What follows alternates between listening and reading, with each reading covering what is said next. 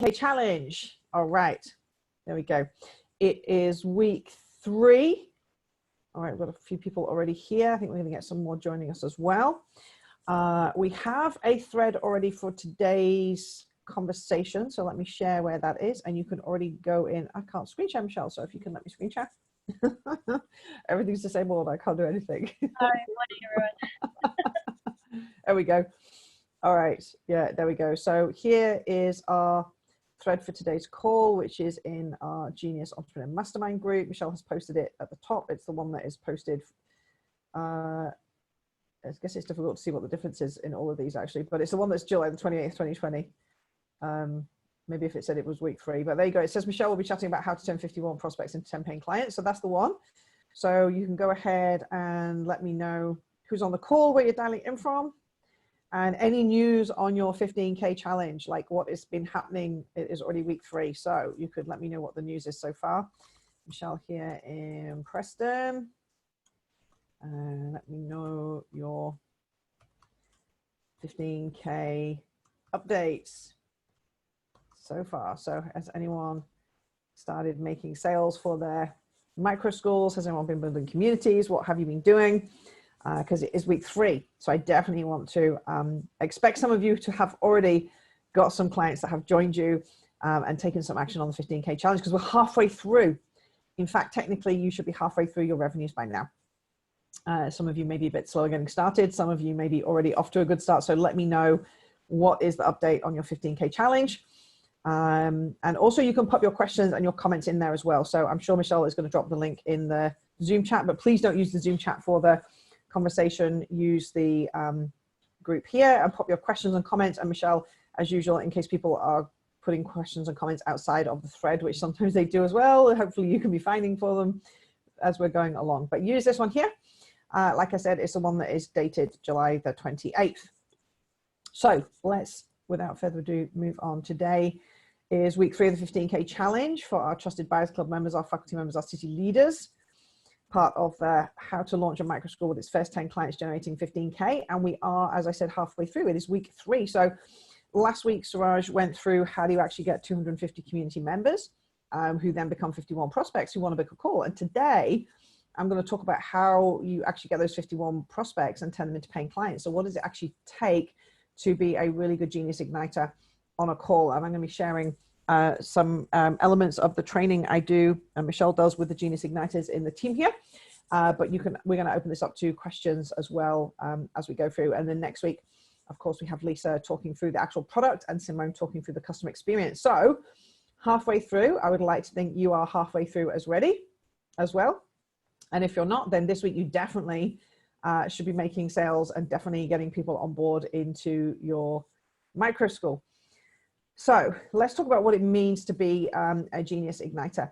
So the reason we call our people who make calls and take bookings from customers Genius Igniters and not salespeople, there's a very good reason why we call them a Genius Igniter.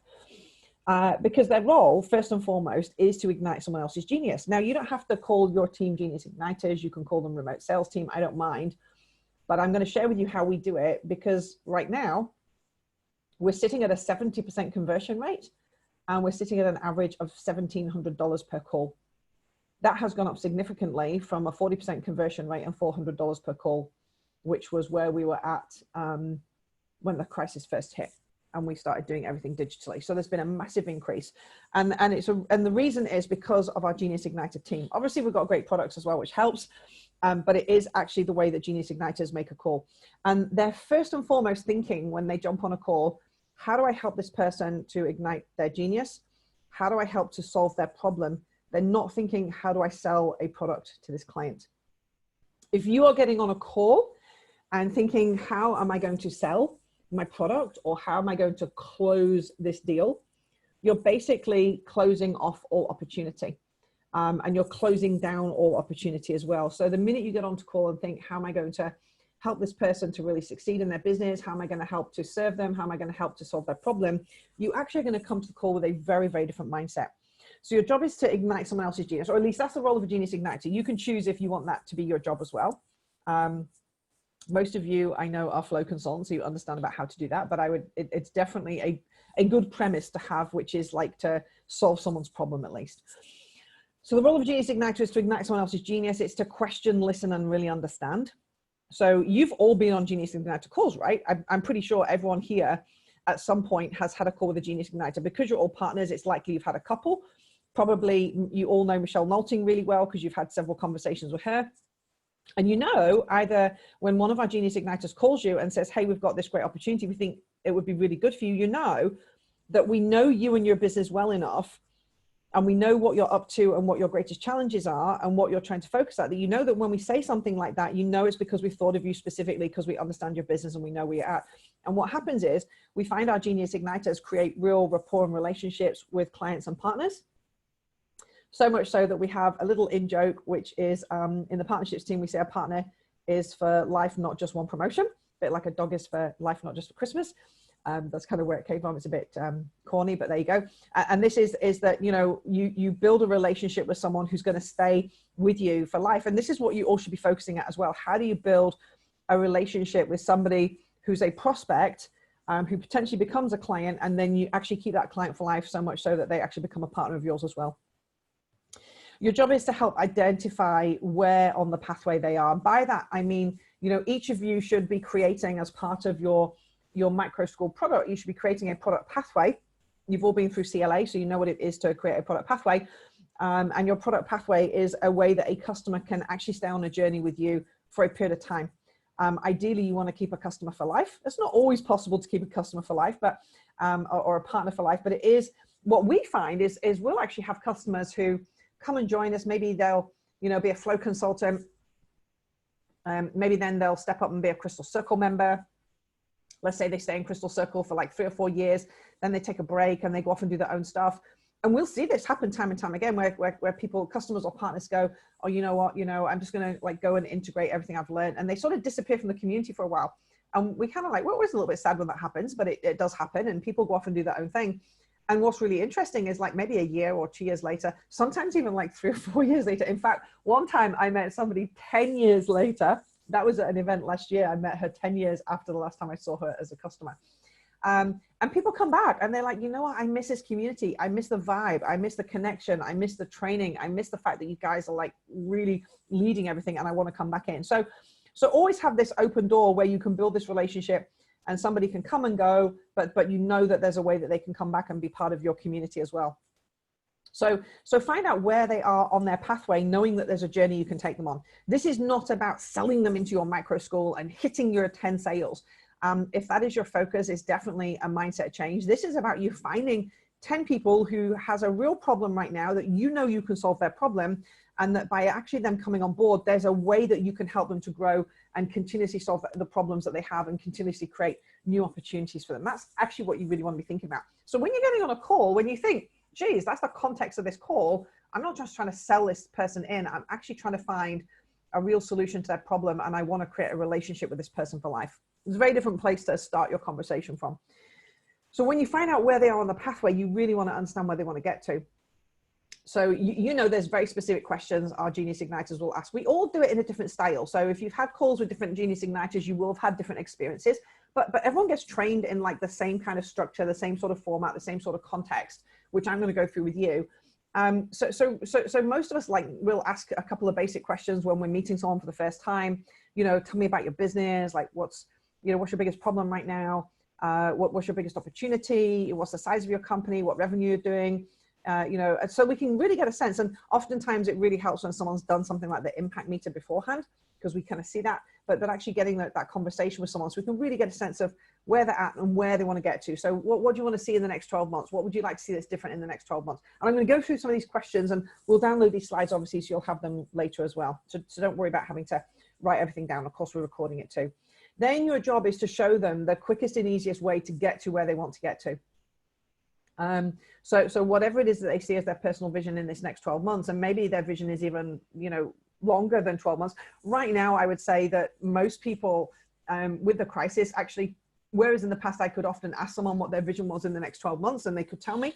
Probably right now, I do ask that question about the next 12 months, but I sometimes scale it down to what do you want to achieve in the next 3 months? Because some people are just so like focused. Actually, I can't even think about the next 12 months. I can only think about like this pressing 3 months that I've got to get through. So it's worth asking those different questions, but you want to understand where this person wants to get to. And then your job is to agree the best route and take the action with them.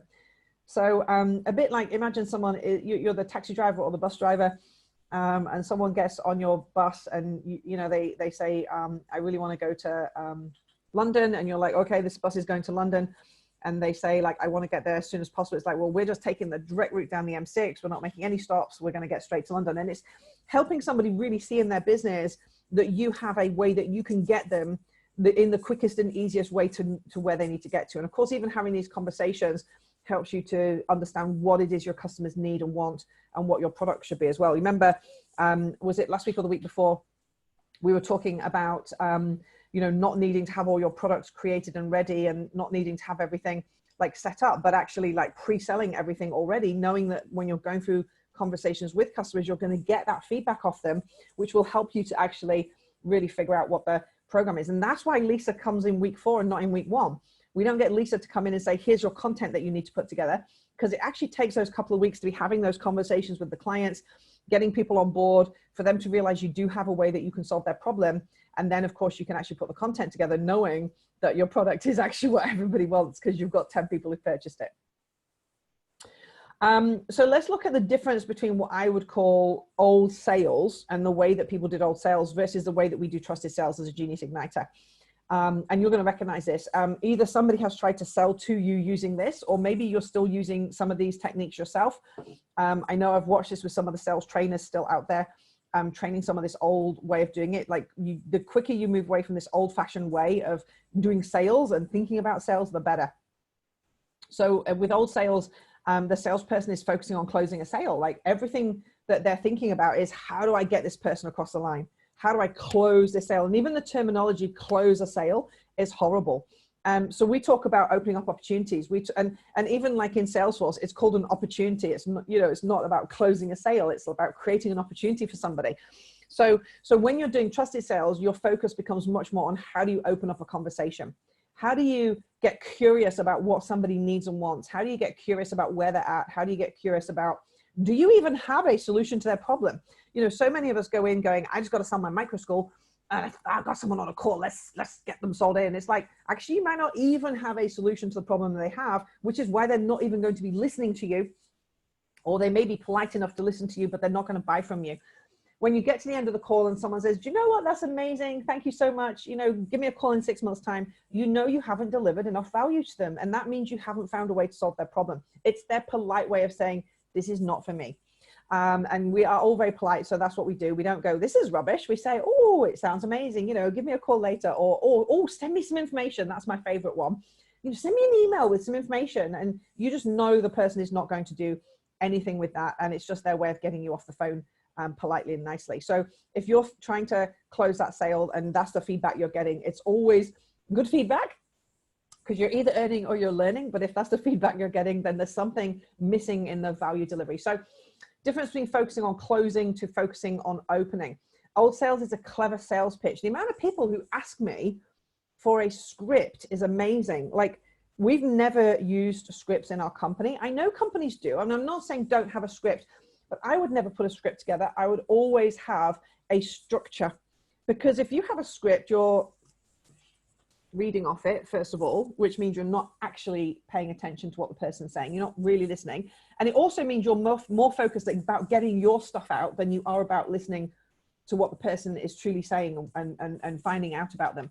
So whilst you may find it useful to put a script together just to help you structure your call in the first instance, please do not read off of it. Please not. I actually have one of my clients right now on the Genius Accelerator. He's like, I'm going to put a script together because I'm so nervous. I said, a script's going to make you more nervous, because you won't even be able to listen if you read off it. By all means, have a structure, and by all means, like, have points you want to get through, but do not, in my opinion, and you know, you can decide if it works for you, but I'm not, I can tell when someone's reading a script to me on a sales call as well. You know, if someone calls me up, you know, you hear them all the time, like when they're wanting to sell you PPI or whatever, and as they're reading off the script, it's so boring and so dull. And I'm like, I'll wait till they finish and then say, no, thank you, because you don't even get a chance to interrupt them.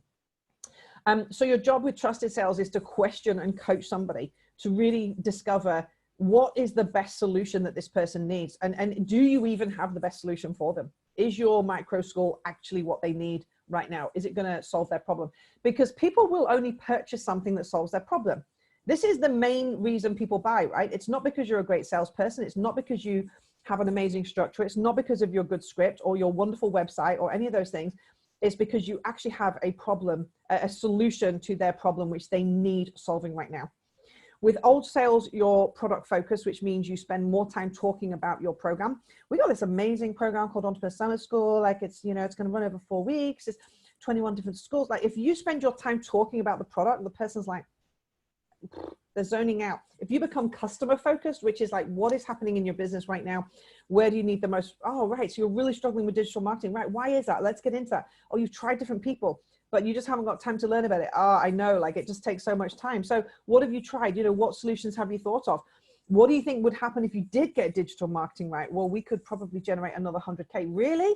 So what's it worth to you? Like if you actually generated another 100 grand, well, that would be a lot of profit. So you'd be willing to invest something to learn how to, oh, hell yeah, I would love like someone in my team to learn how to do this. Now you're really getting customer focused instead of product focused. With old sales, you have to convince this person that they need this product in their lives. Like with old sales, like you feel like you've all spoken to a salesperson who does this, where you can't wait to get them off the call because like they're literally trying to brainwash you. I think I've been to events as well where I've seen some of the speakers at the events do this, where everyone actually does get brainwashed. There's some like clever hocus pocus thing they do on stage and everyone runs to the back of the room because then people are like, I need this thing that I never knew I needed before. They don't all need your thing, right? And you being really good at selling doesn't mean they really need your thing. And what happens is you get a lot of cancellations. So you think you've made all these sales and then you get a lot of cancellations or you get a lot of complaints. And then you've got clients who don't even want to be on your program, who you're trying to manage. And it's like, you know, you just want 10 people to come for your micro school who really want to be on your micro school, who really want their problem solving, who know you're the person who can help them, who want to listen to what you're sharing with them. That's what you really want, right? So your job is to get the client to convince you that they're right to come and join your program. And this is why you have only 10 places, right? Because it's like, I've only got 10 places. I'm looking for the right people to come onto this program. This might not be the right program for you, and that's okay. I would say that to someone. This might not be the right program. It's not right for everyone. If it is the right program, I'm going to tell you why I think it is, and I'm going to invite you to join. You can then decide if you want to come on board. If it's not the right program, which it's not for everyone, I'm going to tell you, don't worry. Like, you know, I'm not going to stop you from doing anything, but I'll say why I don't think it's the right program. If I don't think it's going to solve your problem, and then I'll say what I think would be a better suggestion for you instead. Now we've got enough programs that we can do that. We pretty much always have like a solution to someone's problem. You might offer them something else that you have. You might even say, hey, I think you should go work with this person instead. And that's a great thing too, like where you're actually really focusing at how you help to solve that client's problem. In old sales, you handle objections with a clever answer. There's like entire training sessions that sales trainers do, like all around objections and how to hocus pocus the client and, you know, like how to trip them up so their objection is no longer an objection. Frankly, if you're getting a lot of objections on a call, it's because you haven't delivered enough value. You can track and measure the amount of value you delivered in the call by the amount of objections. Because if you have found a way to solve somebody's problem and in their mind, they're just like, geez, I just can't afford this thing, but I have to do it. It's like, okay, well then let's sort out a payment plan for you. Okay, well, yeah, but you know, or geez, okay. It's like, well, is this thing going to solve your problem? Yeah. Is it going to actually help you to generate more money? Yeah, it is. Well, then if it's going to generate more than the outlay, is that worth your time to, yeah, 100% is worth my time. All right, let's get you booked in. So it becomes very easy for somebody to make a decision when they see there's real value. So there's different ways that you can check you've delivered value through the call, right? I'll actually stop and ask somebody, like I actually get on a call and I say, have you had value from this call? And they say yes or no. And I'll say, you know, what is your key takeaway from this call? And they'll tell me. Sometimes I'll say something like, you know, on a scale of 1 to 10, with 10 being, Michelle, you have to let me have this product immediately. I don't care what the price is or the time is. You've got to book me on it. Like, and 0 being, Michelle, this has been a great call. Thanks for your time, but I'd just like to go make a cup of tea. Like, how motivated are you to go use this? You know, how motivated are you for my solution? And they'll tell me. And if their score's less than a 7, I know that I haven't delivered enough value or this is not the right program for them. And then I'll say, what would it take to get you your score to an 8 or your score to a 7 or a 9? And they'll say, well, actually, if I just knew about this, this, and this, and I'm like, geez, I didn't even go into that. That's my bad for not delivering enough value on the call. So there's ways you can check and see if you have delivered enough value. In old sales, they mirror and match the client. And this is kind of like an NLP way of selling, where it's like, oh, if the person scratches their nose, you should scratch your nose too. Or if the person, puts their hand on their face, you should, I mean, it's like weird shit. Sorry about my French. But people know that you're doing that, first of all. Now, if you're genuinely in rapport with someone, sometimes it does happen that you do mirror them. But if you're deliberately trying to mirror someone, it's kind of weird and freaky, right? So please don't do that. Instead, meet them in their energy. This is much cooler, right? This is like speaking their language. So you have the benefit, because you all have done this training, you have the benefit of knowing when you speak with someone, are they dynamo, blaze, tempo, or steel? You can find that out in just the first couple of questions. You can find it out from the way they answer questions. You can find it out from the questions they ask you, right? And meet them in their frequency. So if you've got someone who's like dynamo, talk to them about the vision, talk to them about the big picture, about what's going to change. Talk to them about their optimistic sales numbers. If you've got someone who's blaze, talk to them about the impact it's going to have on their customers. Talk to them about how this is going to help them grow their team. If you've got someone who's tempo, talk to them about case studies, talk to them about real proof, talk to them about, the steps they're actually going to go through when they join the program. If you've got someone who's steel, go through the analysis, go through the data, talk through how this is actually going to impact their bottom line.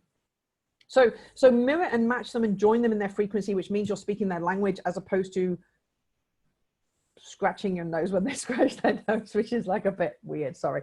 In the old sales, somebody there would be trying to control the conversation. So this is very much like following a script.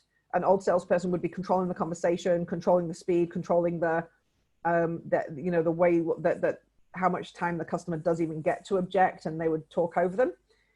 With a trusted sales, you're conducting a conversation. It's a very different thing. Conductors conduct the rhythm. So yes, you have a structure. Yes, you have a rhythm. Yes, you have a time to do things.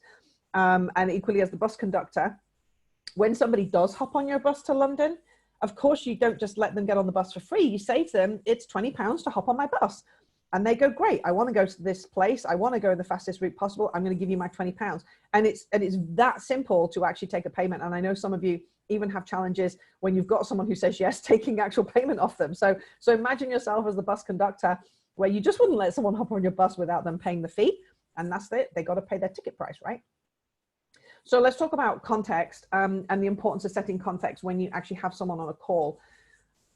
I always say context is king.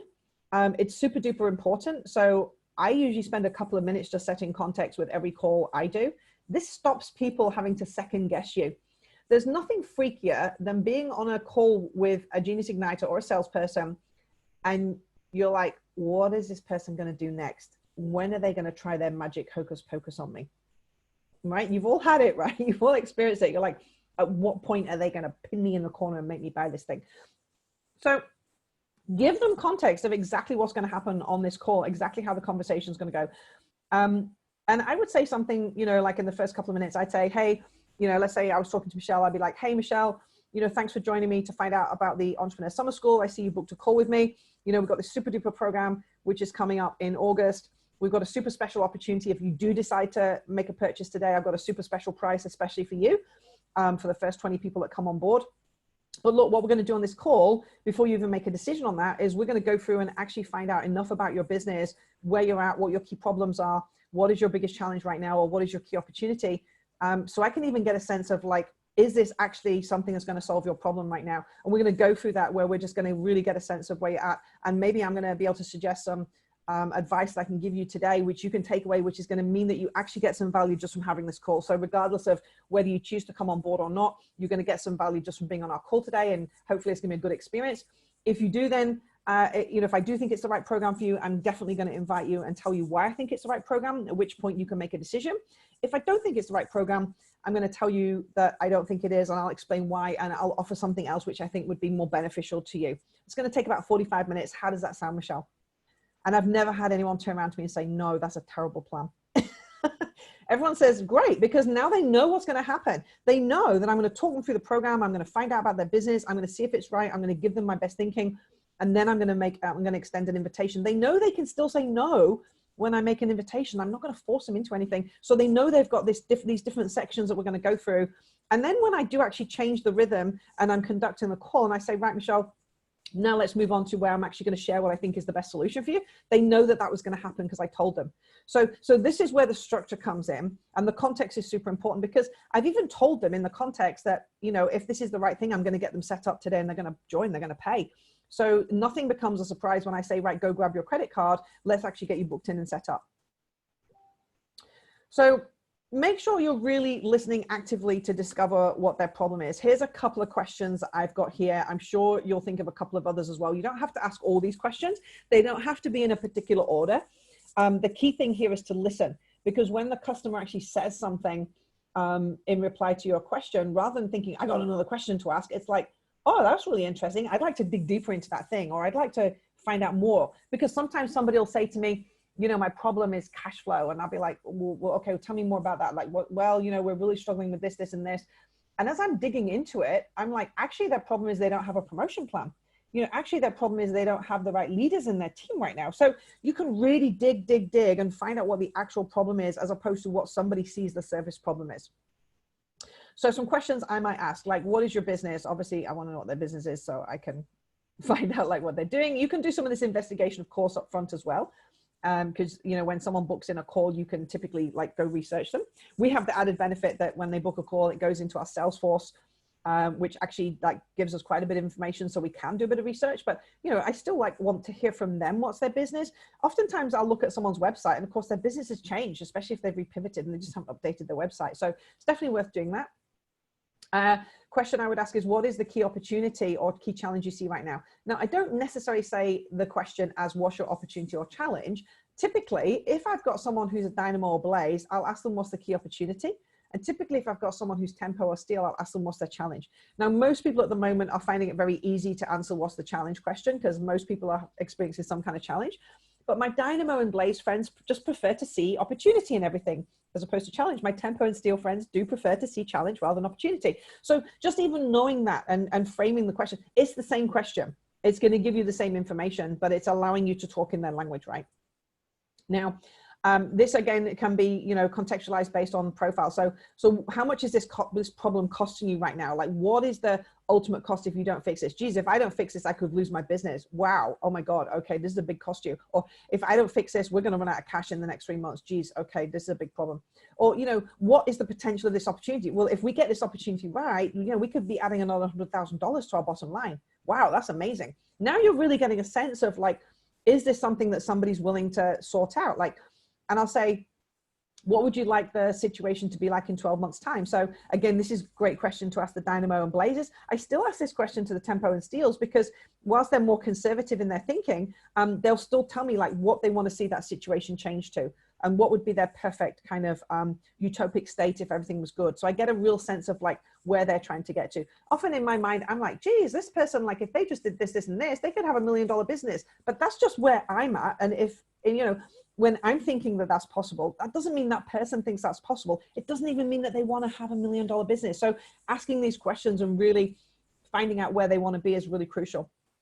I'll ask them what their current revenue is. I actually like to ask them what their pre-crisis revenues were at this point as well. So, because this is quite an important question. So you might get someone who says, well, my current revenues are like, you know, $200,000. It's like, what was your pre-crisis? Well, we were nearly $1 million. It's like, wow. Okay. So you've had this like massive drop. What happened? And here's what's happened. Okay. So now I can see that there's a problem I can help you solve as well.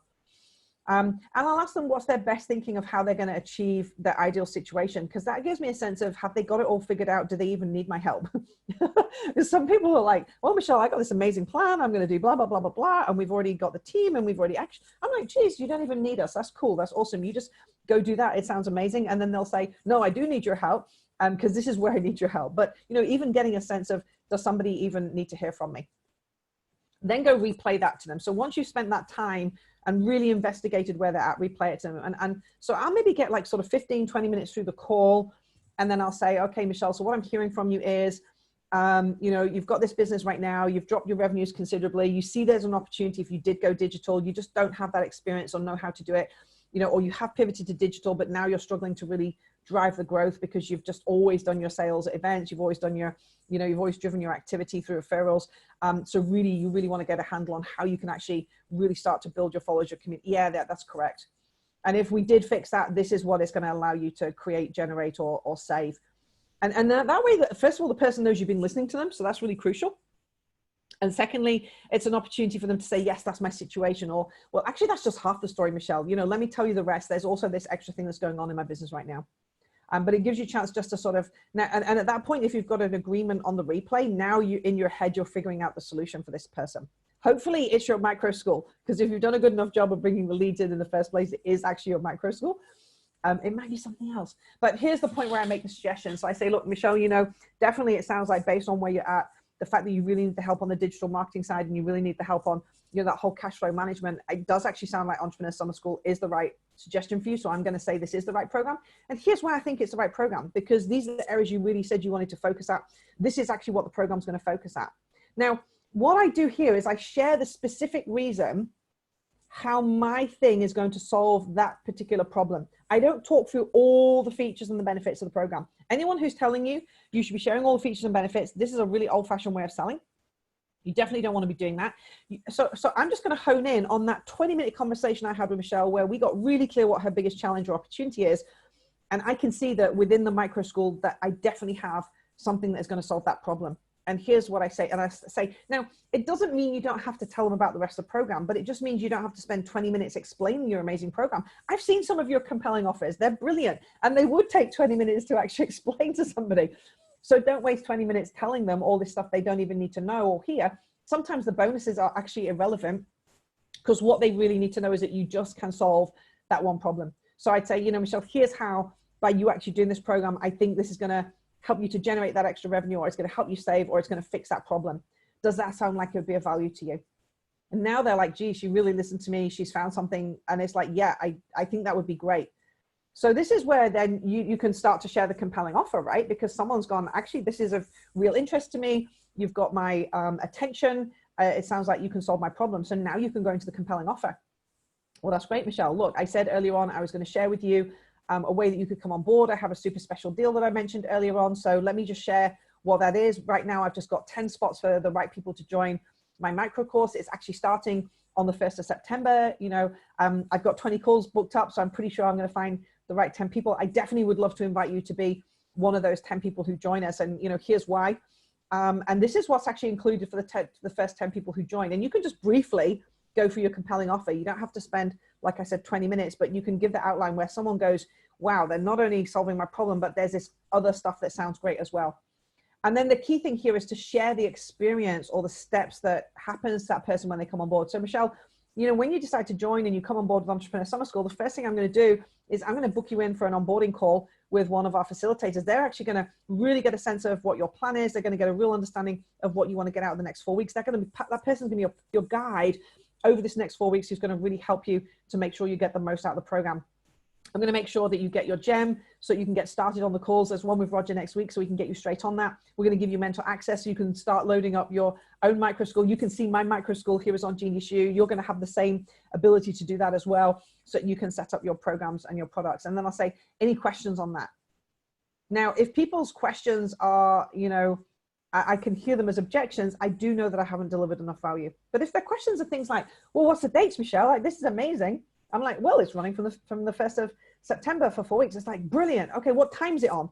It's, you know, 7 o'clock or 8 o'clock or 10 o'clock. Brilliant. How do I access the calls? Now, these are questions that, you know, this person's actually really engaged because they want to know how they can actually access it and get on it. But if their questions are questions like whether like avoiding getting through or like making it sound like it's an objection, then you might want to like explore that a little bit further as well. Once I've gone through the compelling offer, I'll ask them to make a decision. So I'll say, okay, well, what's going to happen now is I'm just going to get you to let me know if this is something you want to come on board and join us with. Now I've invited you. Would you, Michelle, would you like to join the Entrepreneur Summer School? And I'll just ask that question. Would you like to get on my bus? I'm going to London. You know, whether you jump on or not, I'm going, because there's going to be 10 people joining me and I'd love it to be you. And the person's like, geez, the pain of missing out of not getting on Michelle's bus right now and not going to the Entrepreneur Summer School in London, like I can see this is going to affect my business. And then at that point, the person says yes or no. They still have the option to say no. That's okay too. It doesn't mean that you've done a terrible job. It just means that this isn't the right program for them and you could always go back to them with something else later. But Michelle, would you like to take one of the 10 spots? Yeah, I would. All right. Okay, so go grab your credit card, because what we're going to do is I'm just going to process the payment here and then I'm going to get you set up so we can book you straight in for your onboarding call. Now, it's really important that when you take the payment, you let the person know there's an experience that's going to happen to them. So you don't just say, get your credit card, I'm going to take all your money, and then you can think about that for the rest of the day. It's like, just grab your credit card, we'll take the payment, and here's the next step that's going to happen. So they're already getting involved in the actual experience, and they're already getting excited about the first step. Now, please take the payment off the person. If you do not have a simple, easy way on a remote sales call to take a payment, get your product on Genius U. You should all have your products on Genius U. All your micro schools are going to be on Genius U anyway. You don't have to have the entire content ready to actually put your micro school on Genius U. You just need a landing page on there. Very basic. You've seen the product store. You've seen the store on there. Just put some content up, put some copy, put a price point on. You can have payment plans on there, so you can have people paying in full, people paying over 3 months, however you want to do it, but have an easy way for people to be able to pay you. Because if they can't pay you there and then, something like 50% of people will drop off if you don't take the payment when they've actually made a decision. And it's not because they don't want to do your thing, it's because they get busy. And the minute they get busy, which we all do, the minute they get busy, they're off thinking about something else. They don't have time to come back to you. And by that point, they've just decided they don't need to do it. How many times have you put something in your Amazon shopping basket and then you just had to go do something else, and by the time you came back to your shopping basket, you just cleared it, even though when you went there the first time, you needed that thing? It just happens, right? We all get busy, and then we realize we've got other focuses and other things we need to do. So take the payment from the person on the call. And like I said, it's very easy on Genius U if you just have that set up. Look, it's so important. I said it twice. I don't know why I've got the same slide, but there you go. That's a very important slide. So that's why I've said it twice. Make sure you take the payment. And then make sure there's a congratulations. Like, don't just go, right, thanks, bye. Hey, congratulations, super awesome, you've come on board. Here's what's going to happen next. Come join my circle. I've got this awesome circle. This is a circle number. So give them an experience straight away when they make that purchase, whether you spend a couple of minutes extra on the call with them, whether there's an instant email that goes out, which gives them that immediate onboarding.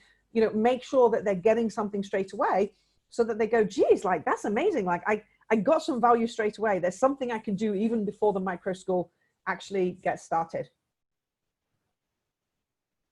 And then here's just a reminder of like the way that I kind of structure my calls. I think Michelle does hers similar to this as well. This is kind of like a structure that we sort of use. You can decide how you want to do it. Now, you could have this structure in front of you so that you can kind of track how you're going, but you don't need the script. So set the context of the meeting, get agreement that it's right, couple of minutes, really get to understand where someone's at and where they want to go, about 10 minutes. Some actual coaching and understanding the problem and giving them some value and some advice, 15 minutes. So they actually, whether they choose to buy from you or not is not important, as long as they've had a great experience. Because if they've had a great experience and had value, when you next invite them to book a call, guess what? They will book a call with you. Check that you've got the right solution for their problem with a little summary, 5 minutes, a little bit of detail around the solution that's specific to their problem, another 5 minutes, chance to make a decision. Probably 10 seconds. I'd put a minute. I think it's like 10 seconds to make a decision. Go through the payment options, the booking, 5 minutes, and then some time on the congratulations. That's pretty much like the structure. Now, it's not an exact science. Some people need longer in certain areas. Some people need shorter, but it's around about that sort of area. So let's open this up to questions and comments right now. And also, just before I do that, Michelle, I know you've been observing the questions and comments. Do you want to is there anything you want to add in? Because you're one of our most experienced Genius Igniters on the team. In fact, last quarter, you made the most revenue of all Genius Igniters. And I think it's because you have such a great relationship with the partners and clients that they do know, like, and trust you. Do you want to just share, like, from your experience of being a Genius Igniter, what you would like to add there? Perfect. Sure. Thanks, Michelle.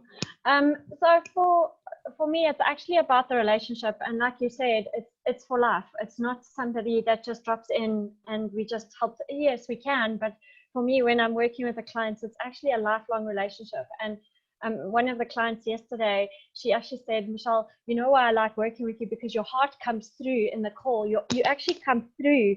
Like, so I was like, oh, that is so cool. So making me emotional.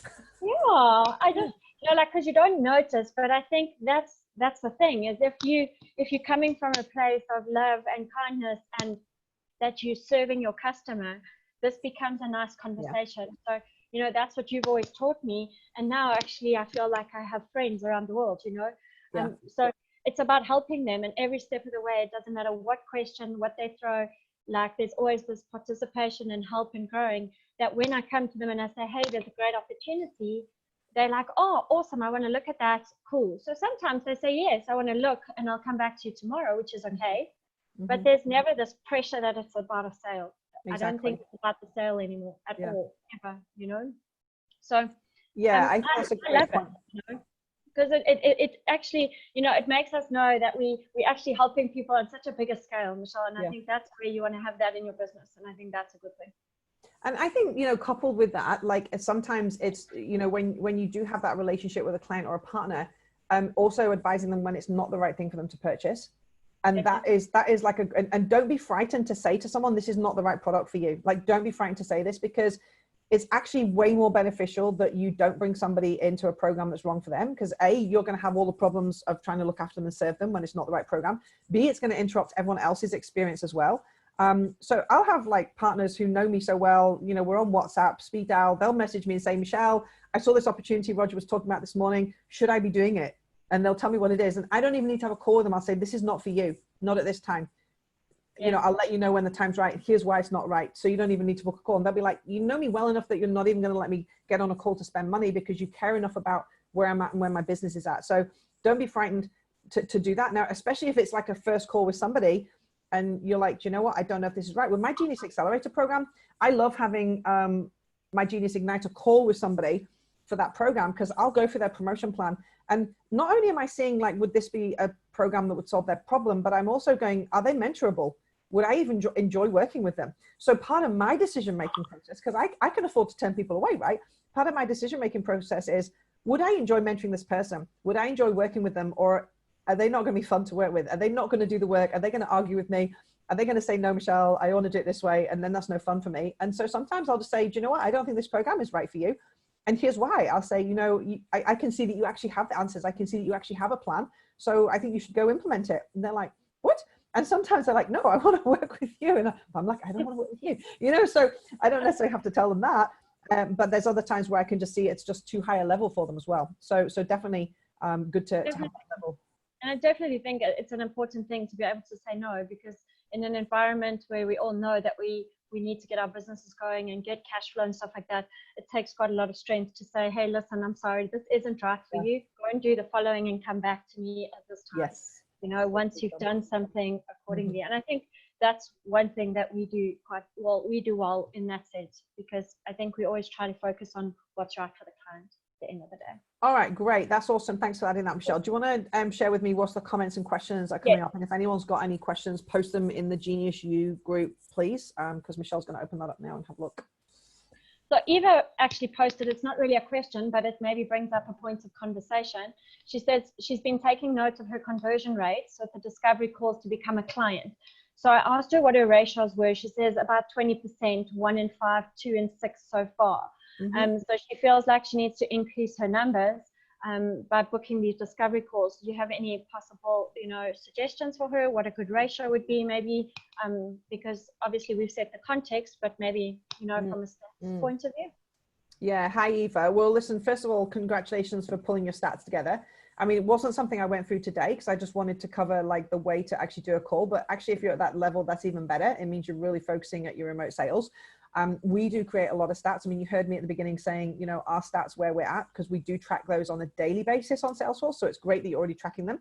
And for everyone else as well, it's a great thing to track. If you don't know what your conversion stats are, it's pretty easy. I'll ask people on a call, I'll say out of the last 10 clients you spoke to, how many people said yes and paid you?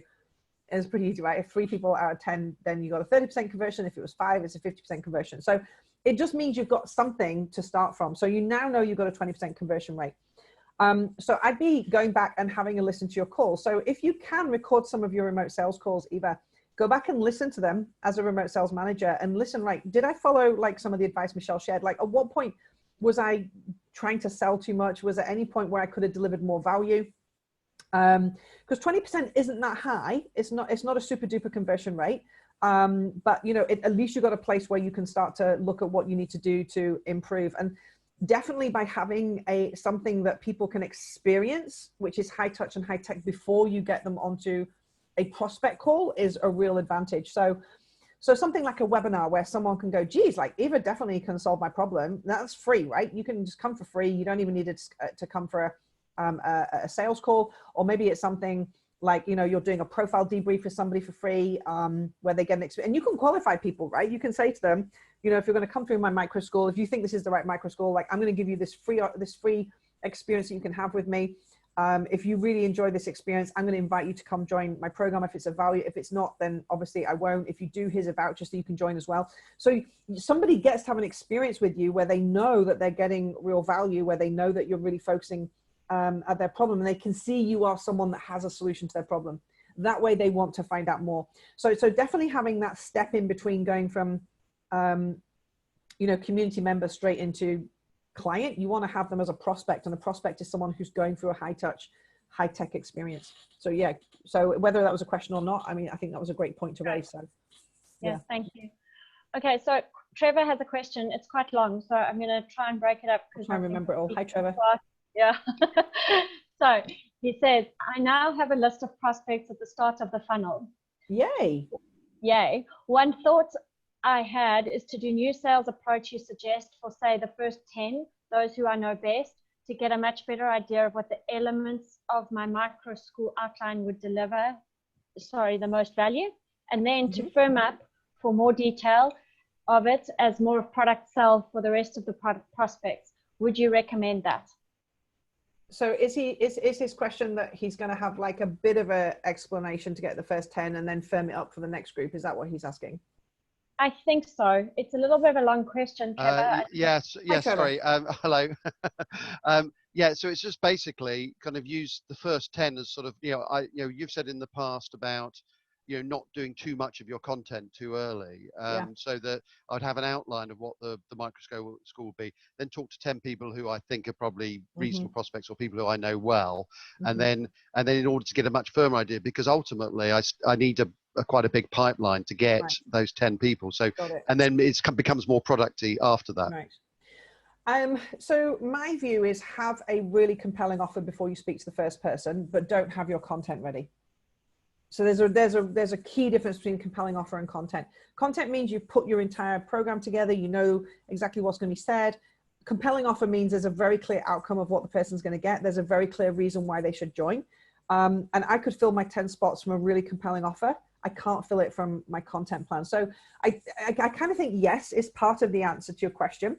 But I wouldn't leave it in such a way where it's like, let's just see what the first 10 say, because those first 10 are prospects. They could become clients, right? You know, if you had a 50% conversion rate, 5 could be clients. So as opposed to sort of experimenting on too many people, and I think I gave this advice to someone in my Genius Accelerator program this week as well. I said, don't make your hottest prospects your guinea pigs. If you've got someone you're like, this person is cool, they should be doing my program, they like me, they know me, they trust me, don't practice on them, right? Go practice on someone who is not probably that good a prospect, because then you can learn from your mistakes and you actually will work harder with the person as well, like to really make sure you're delivering more value, and you'll be like really thinking it through. The other little tip I'd like to give everyone, because I didn't mention this, is do your Genius Igniting or your remote sales on the same day. Have a blaze day. Do not have one call on a Tuesday morning, one on a Thursday night, one on a Saturday afternoon. There's something that happens, which is a flow that gets created when you stay in the same energy. So if you're doing your accounts in the morning and you're on your steel energy, and then you hop on a call with John at 2 o'clock in the afternoon, you got to go from steel to blaze. You got to go from freezing to boiling. The amount of energy it takes for you to change states, and then you go back to doing your emails, back to steel. You got to refreeze that water again. So make sure that your Genius Igniting or your remote sales is done on a particular day or in a block. Because what will happen is you'll find you just get better at it. You get better at listening. You get better at conversing. You just enjoy it more. You get more flow. And so typically, I don't do any remote sales calls or Genius Igniting on a Monday or a Thursday. Tuesday and a Wednesday are my typical days when I do it. And Friday tends to be my mentoring day. So I don't tend to do so many on a Friday as well, but maybe more partnership opportunities. So block out your week so that you actually have those blocks of time. And if you've got 10 prospects, Trevor, definitely have them all, over 2 days. Start with your weakest prospects to give you a bit of practice. And then when you're like really in the groove, you can go for your warm prospects, right? That's very cool. Michelle, the others are just comments. Niraj says, it's great that he's here, really focusing on serving people and making friends for life. Ross says, we're awesome. Thank you for our love and support. Thank you. Inga says she's here from Riga, Latvia, sorry. it's a valuable lesson today, and she loves the focusing on lifelong relationships. So there's not very many other questions, I think, today, but I think. All right. Well, if you have any questions, you're listening to the recording, tag me in the thread so I can find it. And please, I want to see somebody is actually going out and getting some clients books in. It sounds like Trevor is on the cusp of it. It sounds like Eva is also on the cusp of it. So please, like, tell me how the 15K challenge is going. Like, we're halfway through. Make sure you have got some clients booked in. Make sure you have got some calls. And like I said, you're either earning or you're learning. So give it your best shot this week. Let's get some clients booked into your micro school. Michelle, you look like you're about to say something else. Yes, we have one more. Sorry. Guys, post the questions in the group. Sorry, I did refresh. Ross says, would you suggest giving our clients the ability to purchase from us on both our websites as well as in the Genius U store? Or do you think it's okay for our website to direct prospects directly to the Genius U store? And then are we charged a fee for purchases made from Genius U? So there's a couple of questions there. So the first question is, well, the first question answer was the last one I heard, which is yes, there is a fee for the transactions going through Genius U. So there's 10% to get taken off for offline and 30% for online. But all your micro courses are offline, even though you're delivering them on Zoom, they're not online. Online means you don't need a person to deliver it, like an assessment or a profile test or something. So offline means you're actually delivering it. It doesn't matter that you're doing digitally, you're still actually delivering. So it's 10% to there. All platforms are going to make a charge. So ours is actually one of the smallest ones. The reason we make the charge is because you've got the Genius U platform where you're actually hosting a micro school, where you can get all your intelligent customer data, where you can build your circle. So you're really paying for like the usage of Genius U, as opposed to it just being like a fee that we take for the sale. It's very unlikely, to be honest, Ross, that someone is going to come to your website and just make a purchase. In my experience, and particularly now, in my experience, like the most somebody will purchase from, say, a webinar or, you know, from an email would be maybe $297. So that's something that, you know, if they've had enough value from you, they'd be willing to make that kind of level of purchase. The minute you go over that kind of price point, they need to have a high touch, high tech experience. So in my experience, they wouldn't go, like, we've got the Entrepreneur Summer School website. Of course we have, because you've got to have a landing page where people can read it and see all the information. But the idea is to sell them into booking a call, right? Not sell them into buying a place. So the landing page very rarely would make a sale. So it's very unlikely someone would land on your website and then make a purchase. It's going to still, they're still needing that high touch, high tech experience. By the way, a Genius Igniting call is a high touch, high tech experience. So whenever someone books in a call, because of the value we deliver to them, because the advice we give them is actually high touch, high tech, but they're going to want to have something where they go, you know, they have an experience to see, can you actually solve their problem? So my experience is very unlikely they would just go to your website and pay. They might do like on the call, but again, if somebody says, oh, I'll pay later, you know, don't worry, I'll do it tomorrow or I'll do it tonight. You got a 50% likelihood they're going to drop off. It's just an unfortunate number that happens. Even when they're motivated, they just get busy. So my advice is you do take the payment off them, which is why we always ask for a credit card on the call. The team just do that. They have the payment links open. Sometimes someone will say, oh, I don't want to give my credit card. And we'll say, well, here's the payment link. We'll stay on the call while you make the payment. And then you give us the details.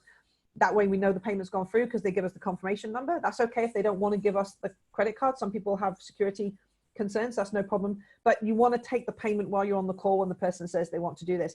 And then you go, great, congratulations, you're the first person of my 10. I've only got 9 spots. Or, hey, you're the 7th person to book in. There's only 3 left. It's like, wow, there's like this whole countdown. And now I'm in. Okay, last question, I think. Francine, she says, Michelle, how can you make sure you qualify people you are having a conversation with? Sometimes people just don't have the money and are expecting a free call. Any thoughts on how to skim these people out before the conversation? Yeah, we get a lot of those, Francine. We get a lot of people just want a free call. You know what? Sometimes it just is what it is. You know, when we've got people who, and we classify people's customer loyalty on Salesforce, right? So you guys would all be considered like our loyal fans, our raving fans, because you're all partners. You've all, you know, been part of other programs. But once you become a partner, you're considered like a loyal fan or a raving fan. So we know if you book a call, we're going to be really wanting to have that conversation with you because we know you know, like, and trust us. And we know that we know, like, and trust you as well. So we know there's that relationship. Well, we've got somebody that we would call a prospect or like a rookie or something like that. This is where somebody has maybe been to one of Roger's webinars for free, but has never even spent $97 purchasing a profile test. My Genius Igniters know if they're getting on a call with someone who's never even purchased a profile test, this is going to be a tough job because this person hasn't actually experienced the value and hasn't really had the experience of like our languaging even to see whether they're going to come do something. Now, they might still purchase something, but they know it's going to be tougher and the person is more likely to have more objections because they haven't had that level of experience.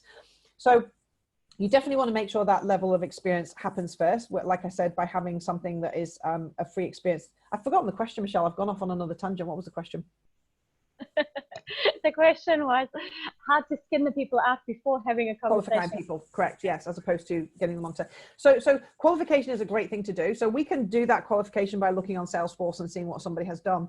Another method you can do is you can have like a little brief questionnaire. So you can say, hey, you know, I've got 20 spots for people to book in for a free profile and debrief. This is the value of having the profile and debrief. It's going to give you this. And people are like, wow, it's like, this would normally cost $397, but for the right 20 people, you know, I'm going to do this for free. I've got 20 slots over the next 2 weeks. This is the value you're going to get. And people are like, geez, I want to get one of those. That's amazing. I want a free call. It's like, fill in the questionnaire to see if this is the right call for you. And then you can actually have a qualification questionnaire. It doesn't need to be more than 5 or 6 questions. What's the turnover in the company? You know, how important is it for you to solve this problem right now? Like just some basic questions. What would you be willing to invest to actually solve this problem right now? You can ask those kind of questions. You know, and find out if they're even the right business, the right industry or sector. So if I was doing this for like a flow consultant qualification, I'd say, do you have a training consulting business right now? What's the current revenue that you're generating? Are you looking to increase that revenue? You know, what would you be willing to invest to actually make sure that you increase that revenue? And if someone answers those questions correctly, boom, great. You're one of the 15 who are getting one of our free calls this month. Click and book here. Congratulations. If you're not, hey, really sorry, you've not made it through to one of our free calls. However, here's a voucher that you can use against those calls. They're normally $300. Here's a $150 voucher so you can book in. And then it's like, if that person's really motivated, they'll even pay to book in for a call. And if they're not motivated, of course they won't. Good question. Are we done? I know I'm up for my time as well. Yes, so, we're up for time. So I'm up for time. Yeah. So, and just remember, any of you, I know quite a few people have been booking calls with you, Michelle, over the last 2 weeks because you want to come through the Entrepreneur Summer School as well, or you want to be one of our faculty members. So, Michelle, do post your link at the bottom, or maybe you just want to have a free value call with Michelle as well on your business. You're welcome to do that too. Michelle knows you, you know Michelle. So do drop your link in here and let Michelle know. If you're not booked on Entrepreneur Summer School, by the way, like really, like I highly recommend you come through this at the same time as running your own micro school, because you're going to learn all the tips and techniques you need to actually run your own micro school. You know, I've rushed through this whole Genius Igniting. Alberto is actually running an entire micro school on remote sales, which is going to be super duper cool. I'm doing one on partnership. So like there's going to be such high level content on here where you actually get us for a whole week focusing with you, like 10 or 20 people in a group, live, interactive, you know, not just us sort of talking at you for 45 minutes on the 15K challenge. But hope this has been of value. If it has, please post in the comments below what has been your biggest takeaway and what is like your key action for this next week as you move through the 15K challenge. We will be on next week. Next week is a slightly different time because we have Lisa next week, who's now finally going through product. Lisa's based in the US, so we can't do so early. So I think it's 4 p.m. UK time. It's being recorded if you're in Asia Pacific, so you can catch up with it later. But Lisa's going to talk through how do you actually create accelerated learning so that in the space of 1 week, someone gets so much super duper value that they're going to, of course, want to come back and do more with you afterwards as well. And that you can really guarantee like a specific set of outcomes for them in that short space of time. All right. Good luck, everyone. Keep me posted. Let me know how it goes with your remote sales. And I will see you on our call next week. All right. Bye for now. Thanks, Michelle. Thanks, Michelle. Bye.